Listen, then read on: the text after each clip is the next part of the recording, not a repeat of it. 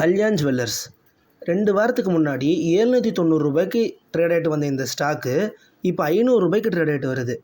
கிட்டத்தட்ட 37% டவுன்ஃபால் ஆகிருக்கு. இந்த அளவுக்கு இந்த ஸ்டாக் டவுன்ஃபால் ஆகிறதுக்கு ரீசன் என்ன? ஜனவரி 2ஆம் தேதி ஒரு நியூஸ் வருது, கல்யாண் ஜுவல்லர்ஸுக்கு ஐடி ரெய்டு வரப்போகுது அப்படின்னு சொல்லிட்டு.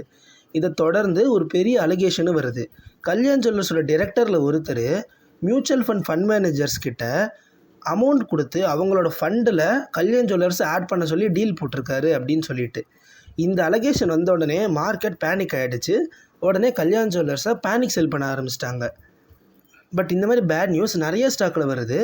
பட் இந்த அளவுக்கு ஒரு ஸ்டாக் டவுன்ஃபால் ஆகிறதுக்கு ரீசன் என்ன? 37% டவுன்ஃபால் ஆகுதுன்னா அதுக்கு காரணம் என்ன அப்படின்னா, கடைசி ஒரு வருஷத்தில் கல்யாண் ஜுவல்லர்ஸ் கொடுத்த ரிட்டர்ன்ஸ் 116%. கடைசி 3 வருஷத்தில் 1047% ரிட்டர்ன் கொடுத்துருக்காங்க. ஸோ எந்த பாயிண்டில் கல்யாண் ஜுவல்லர்ஸில் நீங்கள் இன்வெஸ்ட் பண்ணியிருந்தாலும் இப்போ பெரிய ப்ராஃபிட்டில் தான் இருப்பீங்க. அதனால் எல்லோரும் ப்ராஃபிட் புக் பண்ண ஆரம்பிச்சிட்டாங்க. இதுக்கு மேலேயே ப்ராஃபிட் கம்மியாக வேணாம், இதுக்கு மேலேயே ஸ்டாக்கோட ப்ரைஸ் விழுகிறதுக்குள்ளே வித்தரலாம் அப்படின்னு சொல்லிட்டு ப்ராஃபிட் புக் பண்ண ஆரம்பிச்சிட்டாங்க.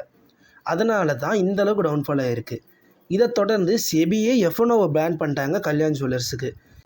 கரெக்டாக இந்த டைமில் தான் கல்யாண் ஜுவல்லர்ஸ்கிட்டேருந்து ஒரு நியூஸ் வருது. அது என்னென்னா, இந்த மாதிரி ஐடி ரெய்டு எங்கள் கம்பெனிக்கு எதுவுமே வரல, இது ஒரு ரூமரு, எந்த டிரெக்டரும் இந்த மாதிரி ஒரு ஆக்ஷனில் ஈடுபடலை, இது எல்லாமே ஒரு ரூமர் தான் அப்படின்னு சொல்லிட்டு ஒரு நியூஸ் வருது.